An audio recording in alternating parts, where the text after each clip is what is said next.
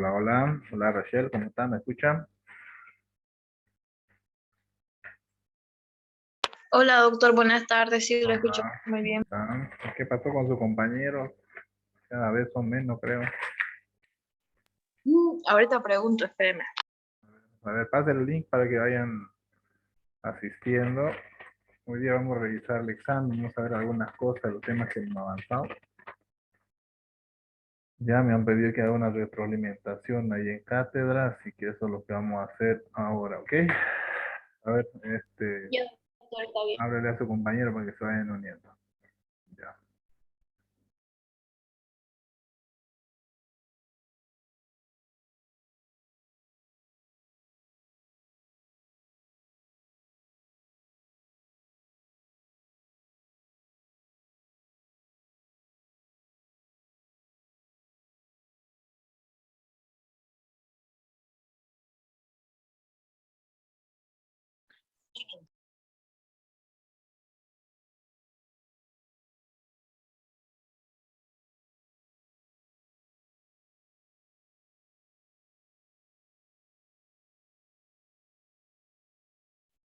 Ok. Bien, como le decía, vamos a hacer una retroalimentación a solicitud de la clase, de la plataforma. Siempre tiene que haber una retroalimentación cuando terminamos un hito. Creo que lo hicimos la anterior, hicimos la retroalimentación antes del examen, si no me equivoco. Ahora no pudimos por un tema de que no había, no sé qué pasó con el servidor, que se nos cayó el anterior antes del examen, ¿no? Creo que fue un problema ese. Bueno, entonces empezaremos respondiendo aquí las preguntas. A ver, ¿quién desearía leer esta pregunta? La primera pregunta. Yo puedo leer, doctor. A ver, adelante.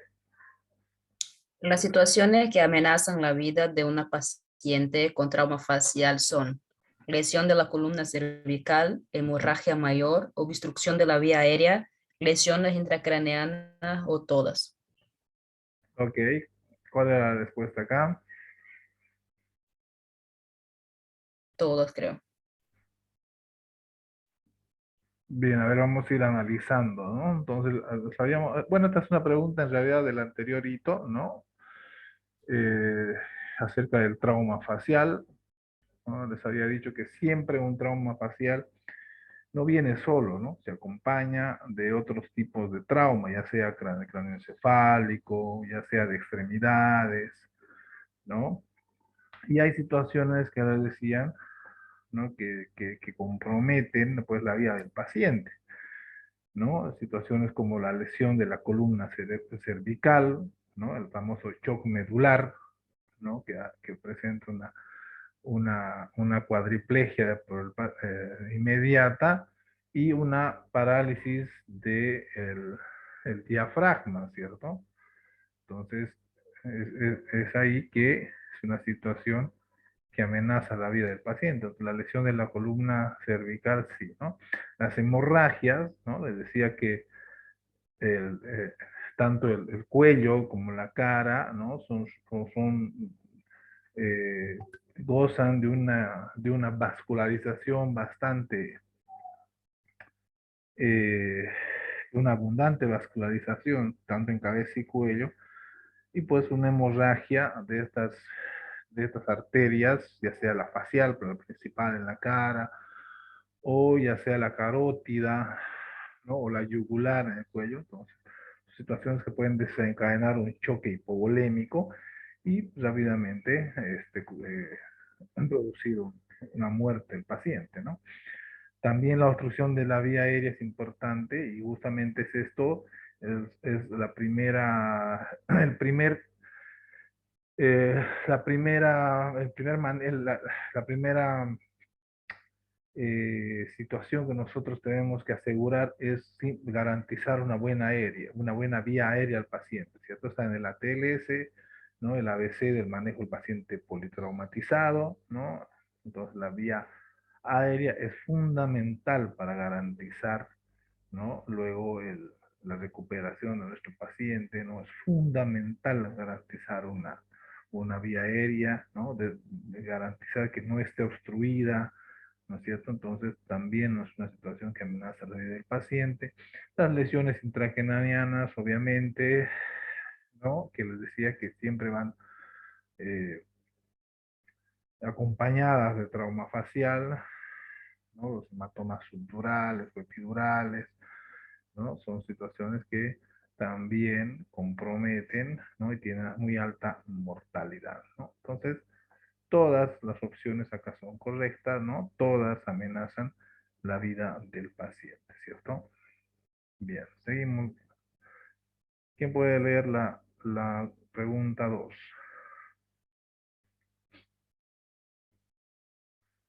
Yo, doctor. A Las ver, lesiones en Cielo. cuello. Ya.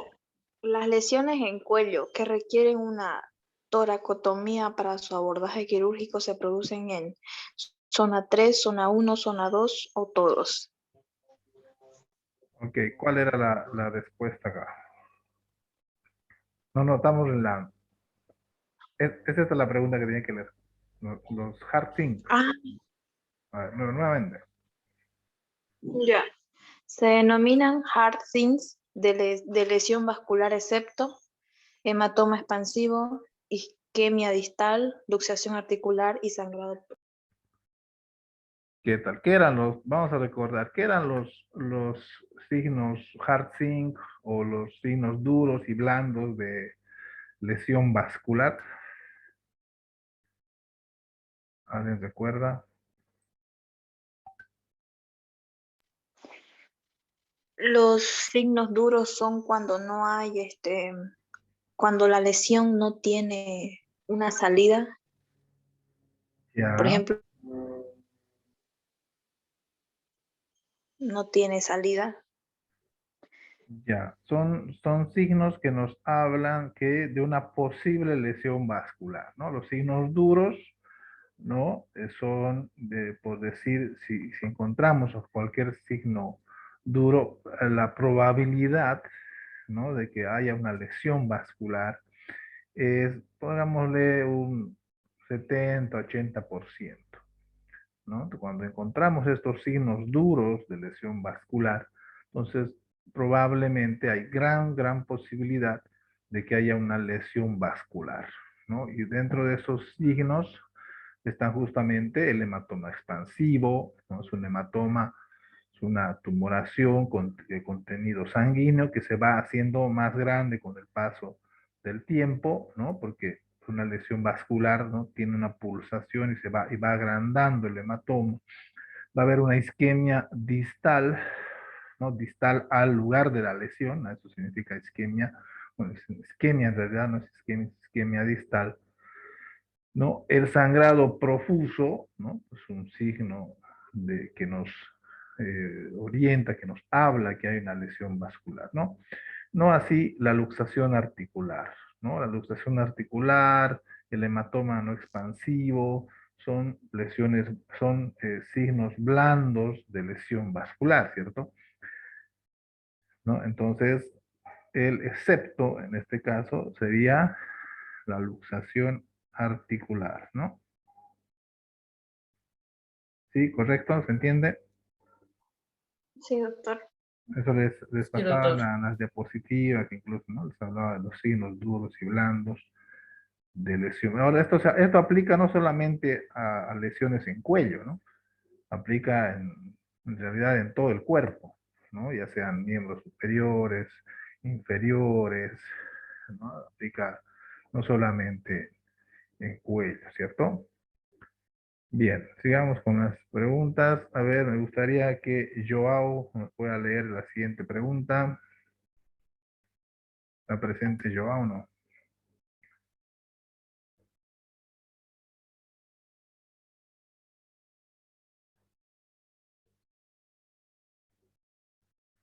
No está presente Joao. Joao a la 1, Joao a las 2, Joao a las 3. No está presente Joao. A ver, Brenda, a ver, Brenda, por favor, lea la siguiente pregunta. Ya, doctor. Las lesiones en cuello que requieren una toracotomía para su abordaje quirúrgico se producen en zona 3, zona 1, zona 2 o todos. Ok, ¿cuál es su respuesta ahí? ¿Cuál ha puesto usted? Toracotomía. ¿En qué zona del cuello vamos a necesitar precisar de una toracotomía para poder resolver la emergencia? No me acuerdo cuál es la posición en el examen, Zona pero 2, doctor. eso creo que sería zona 2 Pero vamos a doctor, recordar cómo está o compuesta 3. la zona. La zona uno, ¿de dónde a dónde va? ¿Cuáles son los límites de la zona uno? Ahí está la respuesta. De las clavículas, doctor. De la, ok. ¿Hasta dónde? Ay, eso no sé. Pero sé que de las clavículas para abajo se Hasta denomina el zona 1. cartílago cricoide, Zona 1, ¿no? Del cartílago cricoides hasta la horquilla external, le decía, ¿no? Un plano eh, imaginario, ¿no? Que pasa por el cartílago cricoides y la horquilla external. Toda esa nos denominamos zona uno, ¿no? La zona 2 va del cartílago cricoides a el borde de la mandíbula, ¿no? Es la zona 2, la zona más extensa del cuello. Y la zona 3 de la mandíbula, de los ángulos de la mandíbula, ¿no? De un plano imaginario que pasa a nivel de los ángulos de la mandíbula hasta la base del cráneo, ¿no? Esa es la zona 3.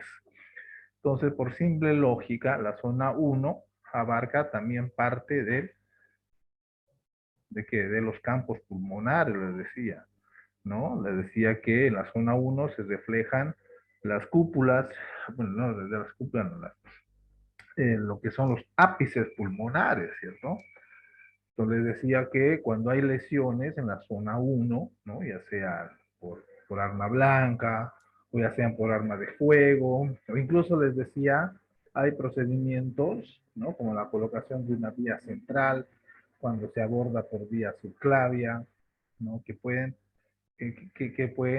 desencadenar, ¿no? Patologías a nivel pulmonar, ¿no? Ya sea neumotórax o ya sea hemotórax, ¿no? ¿Recuerdan? Entonces, cuando tenemos esas situaciones, necesariamente vamos a tener que realizar una toracotomía para poder resolver, ¿no? Estos cuadros, ¿no? Entonces, por ejemplo, si un paciente viene con una lesión por arma blanca por encima del esternón, ¿no? En la horquilla external o por debajo de la subclavia, o por debajo de la clavícula, perdón. Entonces, probablemente este paciente, además de tener la herida en el cuello, haya hecho un neumotórax o un hemotórax, ¿no? Entonces, en este caso, vamos a requerir una toracotomía para poder resolver, ¿no? Entonces, ¿cuál sería la respuesta? Zona 2. No, zona uno. Zona uno. La zona uno porque parte de la zona uno es la región subclavicular, ¿no? Y ahí, pegadito a la clavícula, están los ápices pulmonares, ¿no? Cuando tenemos lesiones en la zona 2, ¿no? La cirugía se llama cervicotomía, Ya. ¿no? Cuando tenemos lesiones en la zona 2, la vía de abordaje se llama cervicotomía, ¿no? Es decir, cortes a nivel del cervix, del cuello, ¿no? Entonces, cuando tenemos, vuelvo a repetir, cuando tenemos lesiones en la zona uno, ¿no? Necesariamente tenemos que hacer una toracotomía, ¿ok? Ahora sí se entiende. sí, doctor. Ya, bueno, seguimos Sí. avanzando. El enfisema subcutáneo, perdón, discúlpeme un minutito.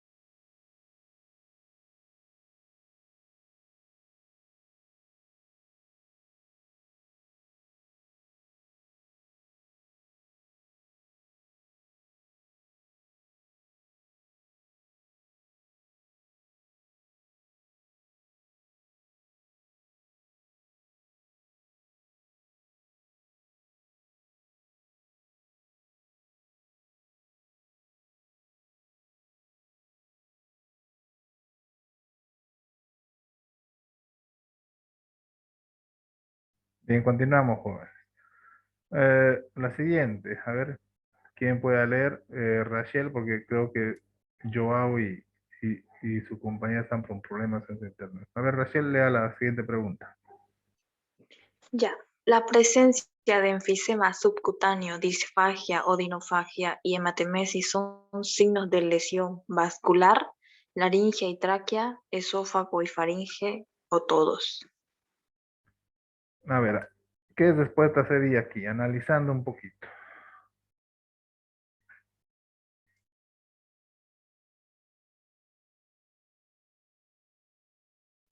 Esófago y faringe. Todos. Para Esófago mí y todos. faringe. Porque si la persona tiene hematemesis, el esófago tiene que estar, si está vomitando sangre, el esófago también va a estar afectado. Sí, y un enfisema subcutáneo tiene que ser vascular.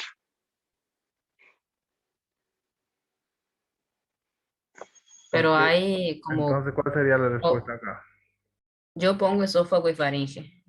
El esófago faringe. ¿Por qué? Por la hematemesis, Hematemesis. ¿no? La Claro, ¿no? La hematemesis. hematemesis es el sangrado del tubo digestivo, ¿cierto? Ujú. Sí, ¿No? Y el enfisema subcutáneo, en realidad el enfisema subcutáneo, les decía, es un signo que se da tanto en la perforación de laringe como esófago, ¿no? Porque el enfisema subcutáneo no es otra cosa más que la acumulación de aire en el espacio, en el tejido subcutáneo en realidad, ¿no es cierto? la Pero, disfagia por el esófago también, ¿no? claro, exactamente, ¿no? La disfagia, la esofía. Esto todo indica que hay una lesión acá en el esófago, ¿cierto? Muy bien. Y en la zona delimitada, bueno, esto ya les he explicado, ¿no? Hemos repasado los límites, ¿no? De las zonas del cuello. Aquí, entre el ángulo de mandíbula y la base del cráneo, ¿cuál era? Les decía. Hace ratito les expliqué. Zona uno, La 2, zona 3. zona 3. Muy bien, esa es la respuesta. Zona 3. Ok.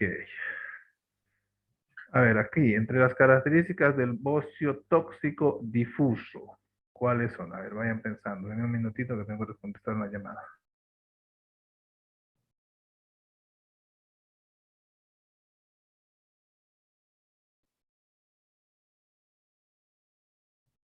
Creo es nerviosismo.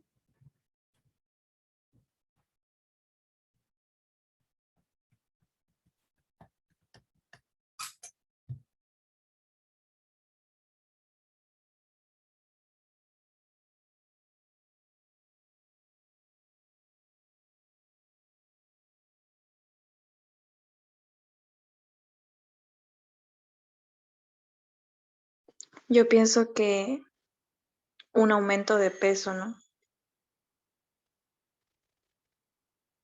Porque el nerviosismo es parte de lo que son las patologías de tiroides. Y cuando hay cuando hay patologías de tiroides, normalmente el paciente nunca sube de peso, siempre baja de peso por el metabolismo, por el hipermetabolismo que hay. A ver qué dice el doctor. Pero eso debería hacerse el hipertiroidismo, ¿no? Hay dos tipos, el hipo Ajá, y el hiper. El sí, bocio no me acuerdo en cuál se encaja, pero hice un exacto. resumen, estoy buscando. Yo pienso que un aumento de peso normalmente lo relacionaría de esa manera, ¿no? Porque el bocio tóxico, o sea, quiere decir que el tejido está hipercolapsado de T3 y T4.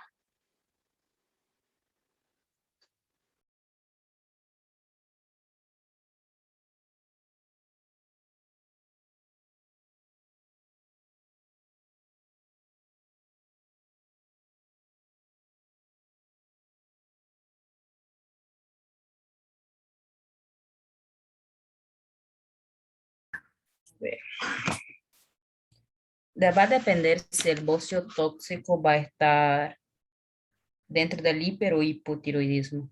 Ya. ¿Cómo generalmente se comporta un boxeo tóxico? ¿Por qué es tóxico? ¿Se comporta más como hiper o hipo? Yo pienso que hiper, doctor.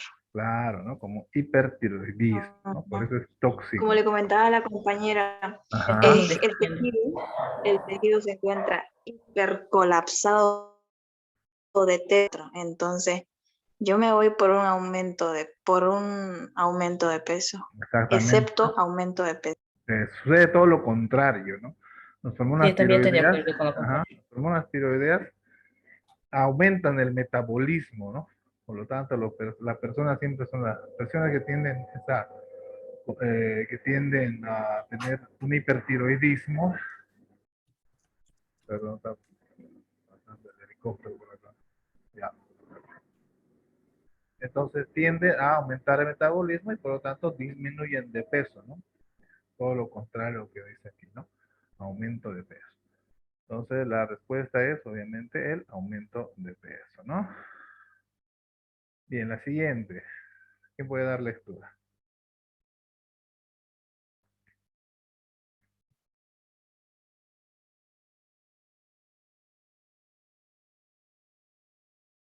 Luego la siguiente, lean.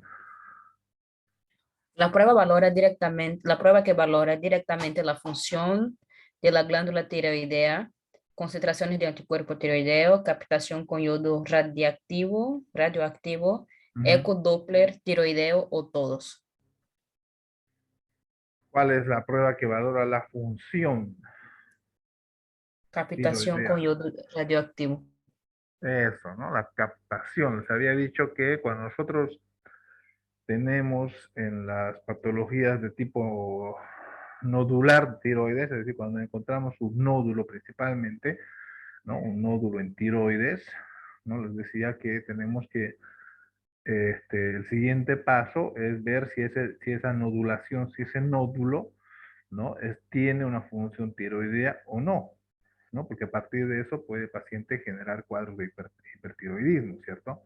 Entonces le decía que una prueba para poder valorar justamente eso, la función tiroidea, es la captación con yodo radioactivo, ¿no?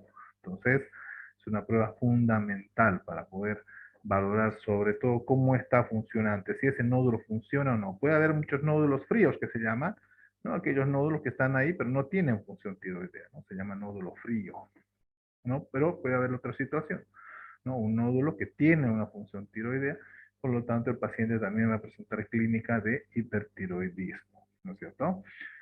En cuanto a los anticuerpos tiroideos, generalmente los utilizamos para las enfermedades de tipo autoinmune, ¿no? Hay patologías de tipo autoinmune, y el ecodoppler tiroideo más nos habla de la morfología de la tiroides, ¿no? Si tiene vascularización o no, ¿no? No tanto de la función. Entonces aquí es la captación de yodo, ¿cierto? Entre las funciones de la TSH, aquí quién recuerda cómo es el eje hipotálamo hipoficiario tiroideo. A ver, ¿quién me explica? Y le doy un punto extra.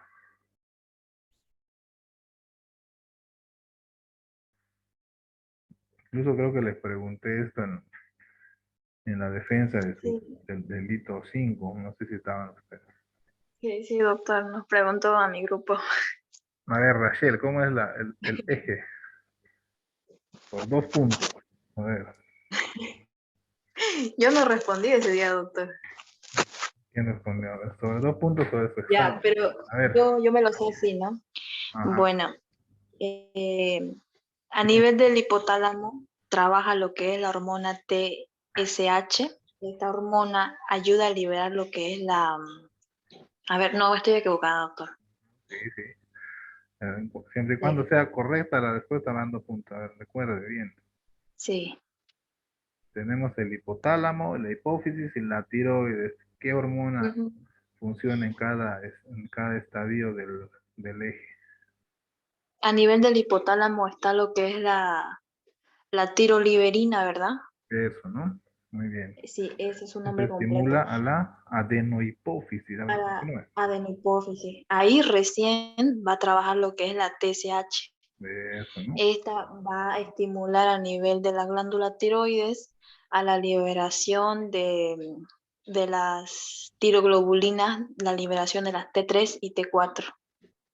De eso, ¿no? ¿Y cuál es la hormona activa al final? ¿La T3 o la T4? La T3.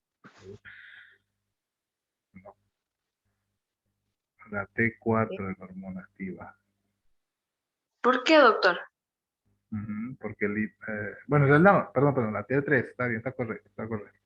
Sí, porque yo sé que Este, la T4 a nivel distal va a perder lo que es va a perder parte, ¿no? Entonces se va a convertir en T3. Entonces por eso exactamente. relacionamos que hay más Sí, T3 en el organismo. la triiodotironina, ¿no? La T3.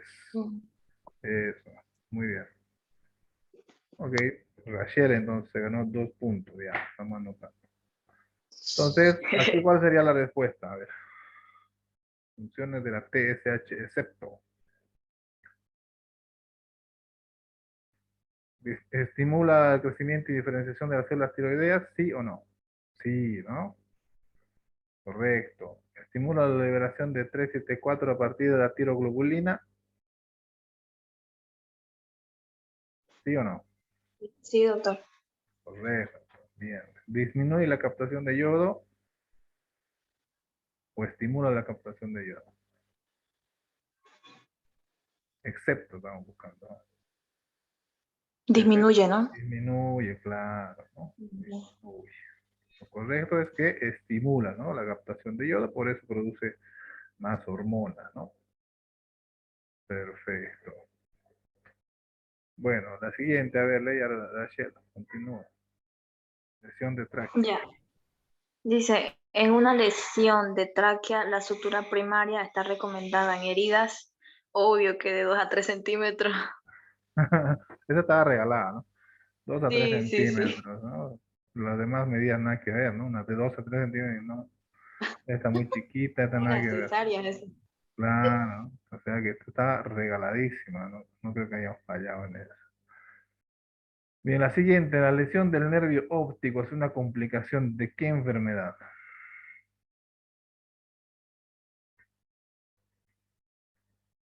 A ver, ¿cuál es ahí la respuesta?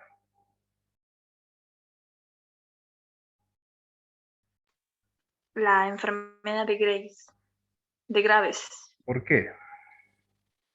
porque esta enfermedad, a ver, doctor, estoy confundida. ¿La de Pues, base Downs o de Graves son diferentes o es la misma? es la misma de Graves. Graves Es la Basedao en misma, realidad es. ¿verdad? Sí. Mm. Esta patología presenta una triada, lo que es el hiperfuncionamiento de la glándula, la oftalmopatía y Eso, ¿no? acumulación de colágeno en lo que es el edema, edema tibial. En realidad tiene que ver con un aumento de la presión intraglobular, ¿no? Por eso tienen los ojos saltones, ¿no? ¿Se acuerdan? La exalfopatía, ¿no? La protrusión de los glóbulos oculares, ¿no? Entonces, eso hace que con el tiempo, ese aumento de presión intraocular, ¿no? Produzca lesión del nervio óptico, ¿no? Entonces, ustedes han visto, ¿no? La enfermedad de Gray se caracteriza por eso, ¿no? Por el paciente presente esa mirada, ¿no? Con los globos oculares bastante prominentes, ¿no? Entonces, y eso se debe a un aumento en la presión intraocular, ¿cierto? Y con el tiempo, no solamente afecta pues al globo ocular, sino también al nervio óptico, ¿no? Entonces, estos pacientes con el tiempo pueden desarrollar incluso ceguera, ¿no? Puede alterar la visión, ¿no? Entonces, ahí va comprometido el nervio óptico, una enfermedad de Graves-Basedov. Muy bien. Esta pregunta es complementaria a la otra, ¿no? Los signos duros, ¿no? De lesión vascular. Aquí tenemos los otros, ¿no? La herida proximal a un vaso, hematoma no expansivo, soplo o frémito y luxación articular. ¿Cuál es en este caso el signo duro?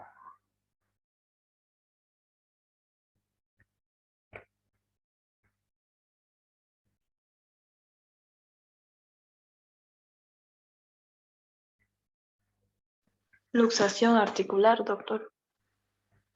No, la luxación articular es un signo blando, Ah, ya.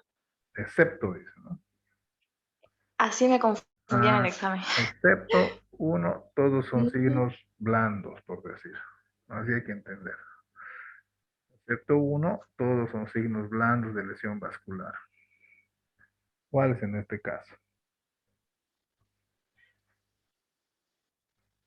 El soplo o frémito. Eso, ¿no? Cuando la acumulación, cuando hay un hematoma expansivo, ¿no? Siempre va a producir un sonido de la auscultación. Esto puede ser de soplo o frémito, ¿no? Entonces, está bien. El soplo frémito es un signo duro de lesión vascular. Bien, el control de hemorragias en lesión vascular del cuello, ¿cómo se hace? Excepto, les había hablado de la compresión digital, ¿no? La primera medida que tenemos, ¿no? Vemos un vaso sangrando, hay que comprimir. Hay algunos apósitos y gases especiales hoy día para poder hacer hemostasia. No les hablaba de la sonda Foley que se utiliza, ¿no? Para poder hacer hemostasia cuando tenemos una lesión de un vaso, ¿no? Utilizamos el baloncito de seguridad que tiene, ¿no? La sonda Foley. Es una medida de salvataje, pero se utiliza. Incluso demostraba gráficos, ¿se acuerdan? ¿No? Y lo decía que lo que no debemos realizar es la ligadura de un vaso, ¿no? Eso no se debe realizar porque si tú ligas un vaso es irreversible, no lo vas a poder desligar, ¿no? Y va a quedar sin vascularización todo lo que está por delante del vaso. Entonces no se recomienda la ligadura de un vaso, ¿ok? Entonces ahí el excepto era la ligadura del vaso. Aquí en relación al ecodoppler, ¿qué me dicen? ¿Cuál es verdadero? El ecodoppler es un método invasivo o no invasivo. No invasivo. El ecodoppler, ¿no? Es no Ujú. invasivo, ¿no? Sí, ¿Requiere de un personal entrenado o no requiere de un personal entrenado? No, requiere, obviamente, ¿no? requiere. Tiene que tener una experiencia, ¿cierto? Es difícil la valoración de la zona 2. No, es fácil Es de valorar fácil, la zona 2. Es no terapéutico porque es de valoración, como dice la otra cosa, claro, ¿no? para ver.